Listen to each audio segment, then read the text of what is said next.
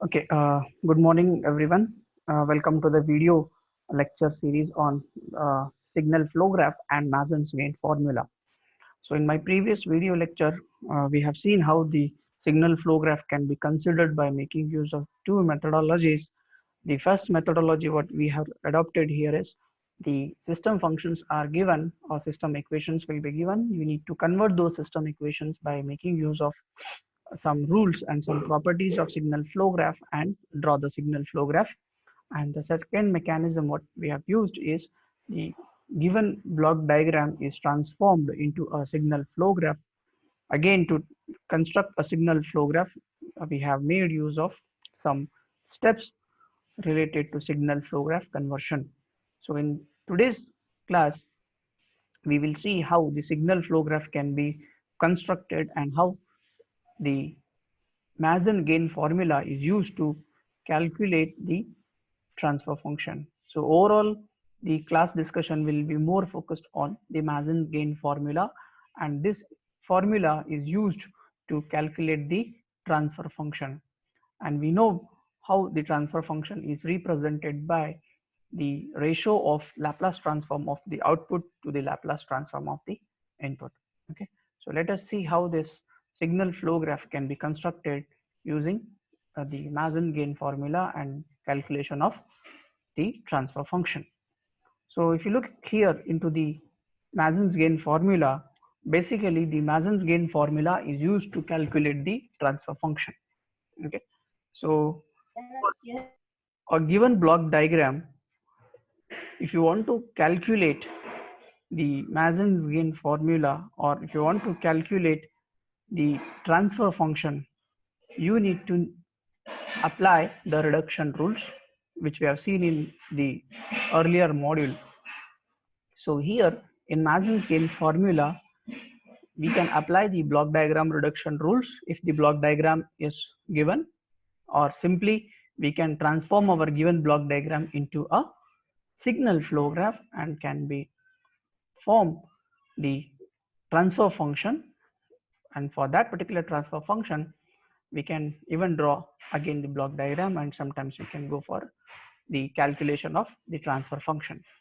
But here in the transfer function formula is a bit different. That is, we have to find the overall transfer function of the given system.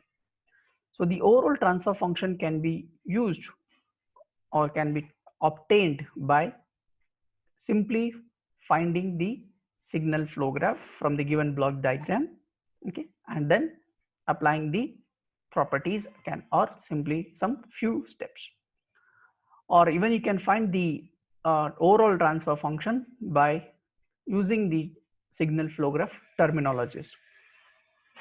But if you have a block diagram and if you want to find the transfer function, it becomes a bit time consuming. What we have seen in the previous concept of block diagram, to reduce the block diagram, we need to apply the minimum 6 rules of the block diagram and then finally finding the transfer function. But here in signal flow graph approach, once you find the signal flow graph for the given block diagram, simply you can use the Mason's gain formula to obtain the transfer function.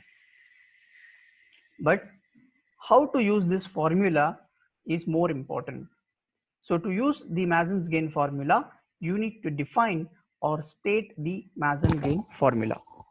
So Mason's gain formula is defined or can be stated as the overall transfer function is equal to summation of t suffix k multiplied by delta k divided by delta. So this is the formula to find the transfer function. So please do remember this formula for finding the transfer function. But to obtain the transfer function from the given signal flow graph, you need to understand what is delta k, what is del tk, what is delta, and how this can be obtained. So from the transfer function formula, the k variable represents the number of forward paths. So when you go for signal flow graph, you may have the forward path. So it is necessary to calculate the forward paths. The tk here, it represents the gain of kth forward path. that is nothing but if you have some n number of forward path, you need to find the tk, that is nothing but the gain of kth forward path. Similarly, you have delta. Okay, so delta is represented by some determinant. Okay, we know the concept of determinant here, so we will apply the concept of determinant, that is delta is equal to the system determinant to be calculated, and the formula used to calculate the delta is given by delta is equal to 1 minus the summation of all individual feedback loops. Now you can see here the concept of feedback loop comes.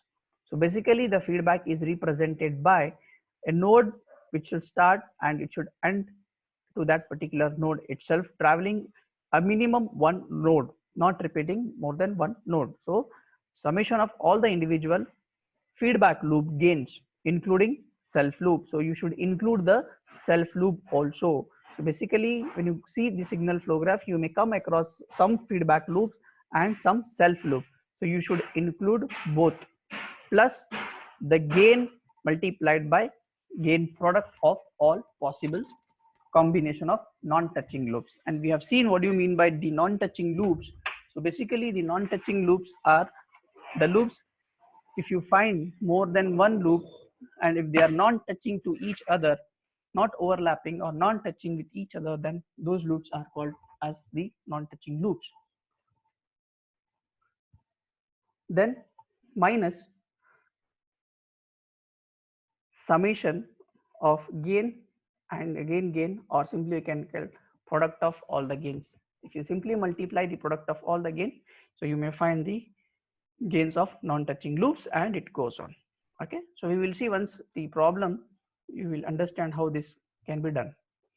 And the delta case is equal to the value of above delta by eliminating all the loops and associated product which are touching to the kth forward path. Okay, so let us see how this Mason's gain formula will help us to obtain the transfer function. So do remember this formula, that is overall transfer function is equal to summation of tk multiplied by delta k divided by delta k. Now if we consider this formula and try to understand here how this Mason's gain formula and each variable represents. The value k or the variable k here is represented by the number of forward path. So if we have identified in the signal flow graph following information that the number of forward paths are equal to 3, then that particular value of k will be taken as 3. Okay, and the gain, that is nothing but the product of branch gain involved in defining the various forward path are denoted by T1, T2 and T3. So this T1, T2, T3 will give you the forward path.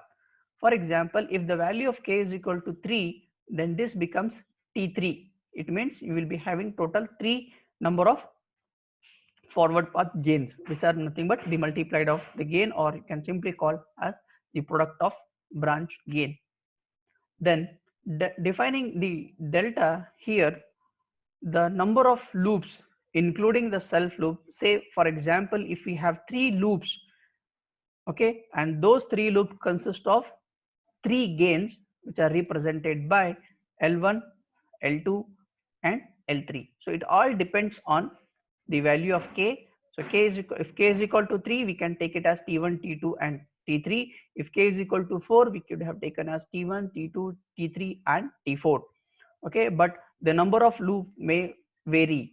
Okay, it can be 3, it can be 2, or sometimes it can be 1, based on the loop, which include the forward loop and also the self loop. So you need to define the number of loops by L1, L2 and L3. Sometimes it can be more than that.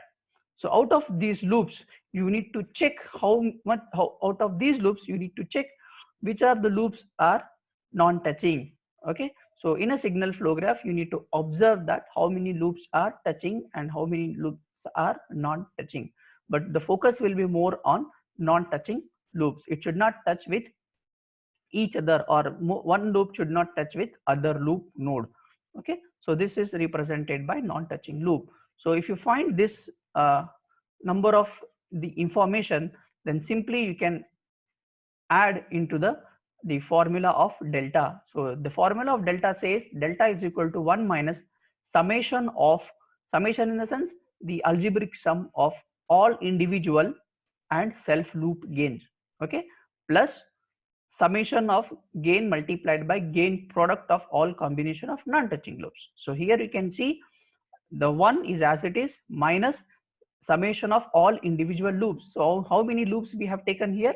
We have taken as 3 loops, that is L1, L2 and L3. So simply here you should add, but in a summation. So L1 plus L2 plus L3 are the 3 loops, plus, okay, this plus here, then the product of all combination of non-touching loops. So if you find that these two loops L1 and L2 are non-touching, then you need to take in terms of multiplication, that is L1 multiplied by L2.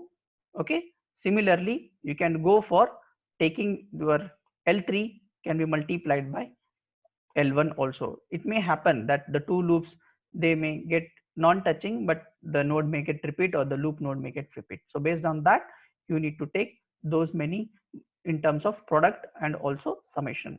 And this self loop can be nothing but the total number of loops you should add here. Okay, so in this way you will find the delta value, that is nothing but delta 1 minus of summation. Now the other what we not correct variable is, if you look at this delta k, so this is only delta. So to find the delta, you need to take the value of again k, so which was represented by 3. We have taken an example as 3. So the number of deltas here will be delta 1, delta 2 and delta 3. Why only delta 3? Because the value of k was 3. So if the value of k is 4, you can extend it to delta 4 also. Okay, considering separate your forward path. Okay, so based on the value of delta, you should apply it for T1, T2 and T3. So delta 1 will be equal to 1 if the overall loop gain is equal to 1. Okay, just kind of a multiplication and summation we will see here. Okay, and finally what you should do is you should write the overall transfer function, nothing but delta summation of delta tk into delta k divided by delta, right? So here you should take it as T1 into delta 1 plus T2 into delta 2 plus T3 into delta 3 whole divided by delta. And if you calculate by substituting the values of these variables, you will find the overall transfer function. So this is how we go for finding the transfer function for any signal flow graph. Okay, so let us take one example, simple example here, that is example number 6.14, signal flow graph. So the problem here given is find the overall transfer function using Mason's gain formula for the signal flow graph. They will ask you the similar question, or sometimes the question format may change. Okay, they will ask using Mason's gain formula find the transfer function, or sometimes find the transfer function using Mason's gain formula. Okay, so let us take this signal flow graph and trying to find the Mason's gain formula, which is nothing but your transfer function. So if I consider the signal flow graph, the very first step here is you need to check how many forward paths we have. Okay, so if you look at this diagram here, the number of forward path is nothing but the node or the signal which starts at one point and it should end at other point or some output node. Okay, so it is represented by, here we have basically one input node. I will just give the annotation to this particular signal flow graph. Here let us take this as my input node, okay, and this as output node. Okay, so one is input, another is output. Okay, and let us represent these points as point number 1. Okay, and this is point number 2 here. Okay, here we have point number 3. okay, and I have point number 5. Okay, so 1, 2, 3, and 4, and we'll make it 4. Okay, so this is point number 4. So okay, so I have one input, I have one output. You need to label, always it is mandatory to label the signal flow graph, so that it will help you to understand the concept. Okay, so basically we have one input, one output. Okay, we have 4 nodes, 1, 2, 3, and 4. Okay, and after labeling, you need to calculate the number of forward path. That is the first step for your calculation. So how the forward path is, it start as input, okay, at point number 1, then 2, 3, 4, and output. Okay, so this is my first forward path. So basically you can represent it by T1. So here we have 2 forward path in this diagram. Okay, so this is one. The another was the input, point number 1. Okay, then it will travel through a G2. Okay, come back to point number 4, and then output. Okay, so let us write this forward path in terms of T1 and T2, but the value of K here is 2. You cannot take this H1 minus H1 and minus H2 as forward path, because they are moving in backward direction, H1 and H2. You should observe the flow of signal, that is arrow mark, right? So let us write the equation for T1. So T1 will be equal to the product of gain. Okay, so T1 is equal to G1 multiplied by G2, sorry, G1, it is G3, G4, G5, and G6. Okay, so how this is obtained? By the first forward path. Okay, first forward path. Coming to the second forward path, represented by T2. So T2 is equal to G1, then travel to G2, then come back to G6. Okay, so in this way we find the T1 and T2. So how we got this K is equal to 2 here is, first, K is nothing but the number of forward path. He is asking number, how many forward path you need to represent in terms of numbers, whether it is 1, 2, 3, or 4, or some number. So this value of K represents the total number of forward path. Okay, it is equal to 2. How you got 2? You need to check the flow of your signal starting from input towards the output. It should be in only one direction, not in the other direction. Okay, so it should be in this particular direction. It should start from input and it should end at output. So if you look at this, it starts at, this is one forward path. See the arrow mark, this arrow mark with respect to G1, then G3, G4, G5, and G6. Straight line from input to output gives me the first forward path. Okay, then which is the second forward path? G1. Okay, you can see here as G1. Then I cannot take this again G3, G4, G5, because it is already taken in first forward path, so it should not get overlap. Okay, so once this is done, you should go with the second forward path. So take it as G1, then travel to G2, right? You can see from point number 1 I'm traveling towards G2. Okay, see the arrow mark. So G1, G2, and then it will end at point number 4, and this G6. Okay, so this is my second point, second forward path. So now how many total forward path we have? We have 2. So therefore K is equal to 2. Okay, so in this way you should calculate the total number of forward path. So based on the count of forward path, you should take the value of K. So it can be 2, it can be 3, it can be 4, sometimes it can be 1 also. Okay, so you should take this number. After taking this number, you should represent in terms of T1 and T2. So based on this T1 and T2, here we take the value of delta. Okay, so you know what do you mean by the delta value here? Okay, so basically your delta value was represented by delta Tk. Okay, so it is, you can write it as uh, Tk. Okay, so Tk is equal to how much now? So Tk will be equal to T suffix 2. Okay, T suffix 2. Why t suffix 2? Because the value of k is equal to 2. So I will write here as, I will take two t's, that is t1 and t2. So that is the reason here they have taken as t1 and t2.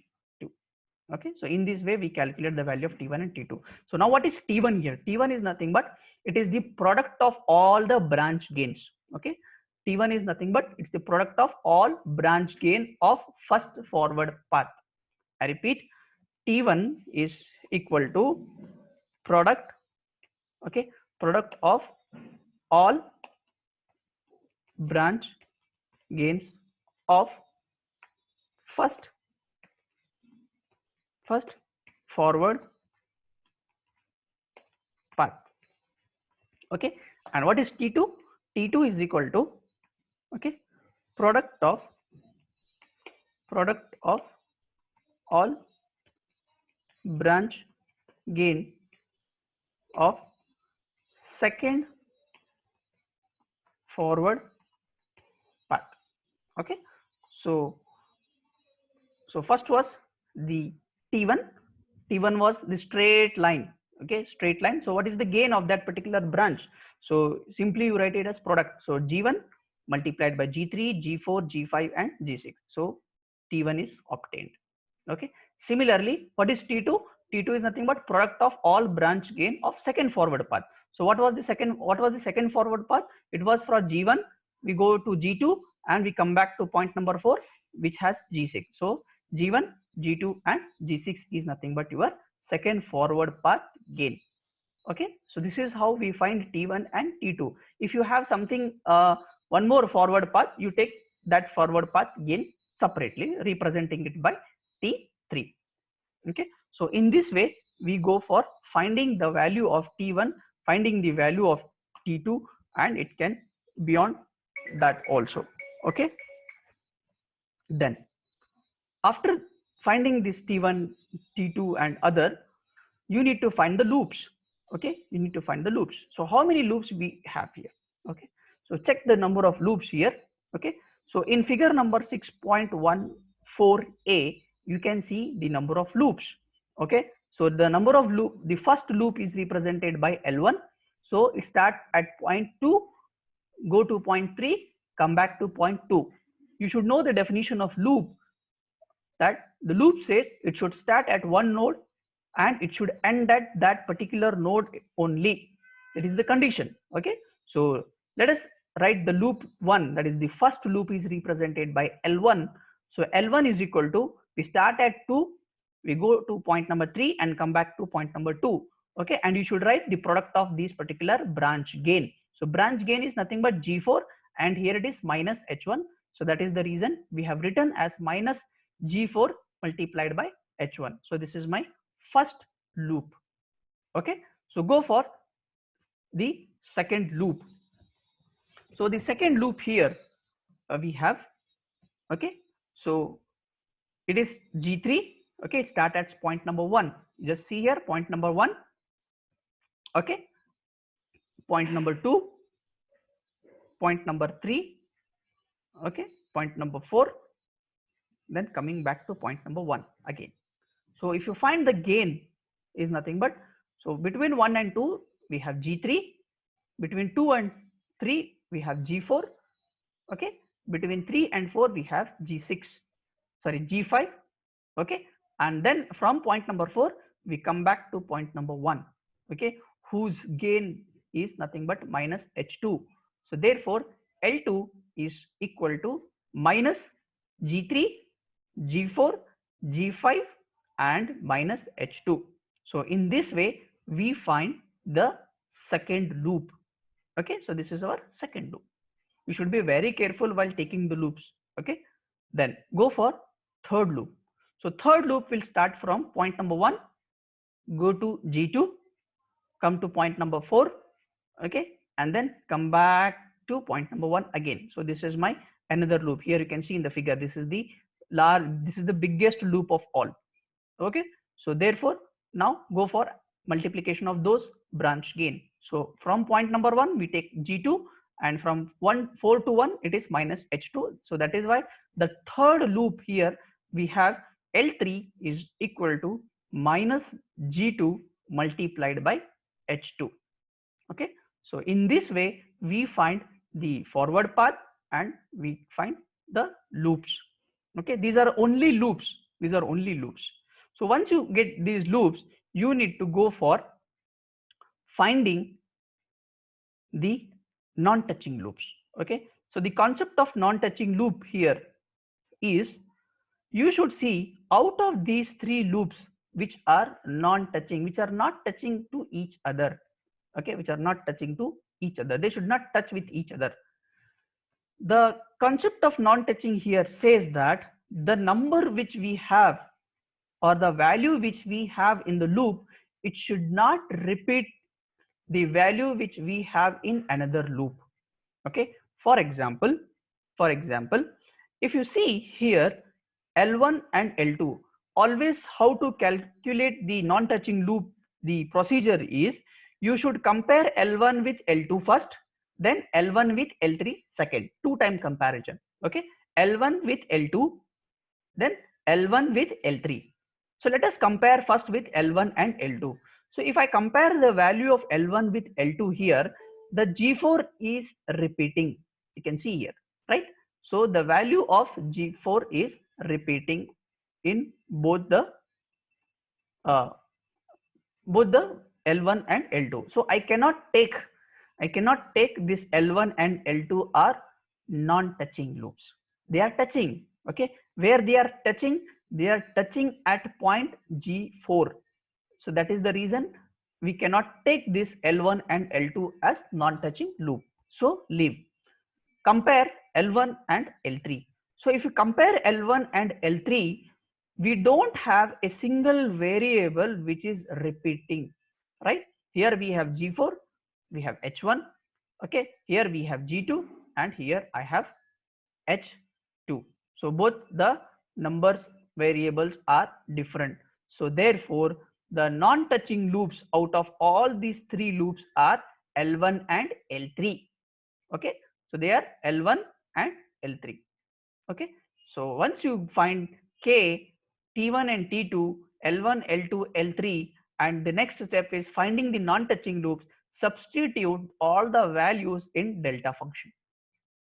So the value of delta is given by delta is equal to, the formula is 1 minus sum of all the loops. Sum of all the loops means simply you write L1 plus L2 plus L3. If you have L4, L5, L6, you add that also. That is L1, L2, L3, L4, etc. So but right now we have only L1 plus L2 plus L3. You just simply substitute here. Okay, then plus, you should write the non-touching loops. So which are the non-touching loops according to this signal flow graphs? L1 and L3, which are not touching, which are not finding any repetitive variable here, they are non-touching loops. So we write those in terms of products, not in terms of summation. We write in terms of product. So therefore L1 and L3 are non-touching loops. Okay, so this is how we find the value of delta. Now once you find the value of delta, substitute in your value Mason's gain formula, or find the value of delta 1, delta 2 and delta 3. Okay, now in the Mason's gain formula we have one more concept here which says the Mason's gain formula consists of something delta k. Okay, so based on that particular delta k, you should find, or you should simply calculate delta k value. Okay, you can see here, that is delta k. So what is delta k here? So delta k is obtained by the formula here, that is the above value of delta. So whatever the value of delta we get, it can be obtained eliminating all the loop gains and associated products which are touching to kth forward path. Okay, so let us see how this can be done. Okay, so if you look at this formula here, okay, so we got this delta value. Now delta 1 is equal to, eliminate L1, L2, L3 as they all are touching to T1, right? So just check here, we have L1, we have L2, we have L3. Okay, so we want the number called delta 1. So how to obtain the delta 1 is, you should check all the loops and you should compare with T1. Okay, So in T1, I have G1. If you should compare L1 with T1 first to find the value of delta 1. Try to understand very carefully. You should compare L1 with T1. If they are any one number which is repeating, you just ignore or discard. So in T1 and L1 we have G4. Okay, so it get cancels. Compare L2 with T1. So again we have G3 and G4. So again it get cancels. Compare with L3, again we don't have G2. We don't have G2. Okay, so therefore, but do we have H2? We don't have H2. Okay, so therefore eliminating L1, L2 and L3 as all are touching to T1 from delta in the sense from here. Okay, from, because the delta function, if you see, so delta was represented by 1 minus of this particular value L1 plus L2 plus L3 plus L1 multiplied by L3. L1 multiplied by L3 means if I multiply L1 and L3, so it becomes G2 G4, right? H1 H2 and this becomes plus. This becomes plus. So therefore if you compare L3 with this particular value, again you find G4. So that is the reason everything gets eliminated in delta 1. So therefore delta 1 is equal to 1. Similarly, you should find delta 2. So delta 2 is nothing but eliminating L2 and L3 as they are non-touching to T2. Correct? They are not touching to T2. That is eliminating L2 and L3. Correct? So if you see L2 and L3 here, they are non-touching. Correct? They are not touching. You can see in L2 and L3 we don't have any, we have just only H2 which is repeating. Correct? They are touching with this, but they are not touching with T2, because in T2 we have G1, okay, we have G2 and we have G6. Okay, so therefore eliminate, which term you should eliminate? Eliminate L2 and L3. Okay, eliminating L2 and L3. But why not L1? Because if you compare L1 with T2, we don't have any number repeating in both the terms. So therefore the term which is repeating you should remove. So therefore we just simply remove. Okay, which we will remove, this L2 and L3 will be removed. Okay, but L1 is non-touching, hence we will keep it as it is. And what the formula for that particular value? So 1 minus L1. Why only L1? Because L1 is non-touching. You can see T2 is, and L1, if you compare, all the variables are different in both the terms. So therefore we keep L1, we will not keep the one which is repeating. So therefore you should, how you should write? You should write in this format, that is 1 minus L1. Okay, so therefore now use the Mason's gain formula. So what is the Mason's gain formula? T1 into delta 1, right? I have said in the previous topic also, that is T1 multiplied by delta 1 plus T2 into delta 2 divided by delta. So based on the number of value of k, if k is equal to 2, it means T1 and T2. If k is equal to 2, it means delta 1 and delta 2. So T1 into delta 1 plus T2 into delta 2 divided by whole delta. Simply substitute the value of T1. So what is the value of T1 we have here, right? So G1, G2, G3, G5 and G6. Simply you keep in this formula T1. So what is the delta of delta 1 value? So delta 1 value is equal to 1. So I keep delta 1 value is equal to 1 here. Plus what is the value of T2? So T2 was equal to,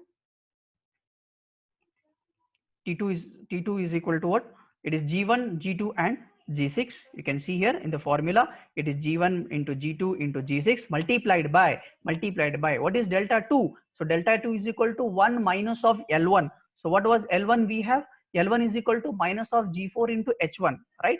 So minus of minus becomes plus. So therefore we write it as 1 plus G4 into H1, okay, divided by what? Delta. So what is delta? So delta, we have a formula here. So delta was represented by, so 1 minus of L1 plus L2 plus L3. Simply go on substituting all these values. You can see all the values are minus, then minus of this minus becomes plus. So 1 plus G4 H1 G3 G4 G5 H2, okay, plus G2 into H2. It is just like 1 plus, okay, this number and this number plus what is L3 and L4. So L3 and L4 you just simply multiply and you just keep it into the this particular formula. So therefore 1 plus G4 G1 plus G3 G4 G5 H2 plus G2 H2 plus this last term is nothing but your non-touching loop, that is L3 and L4. So with this I conclude my today's lecture. Thank you.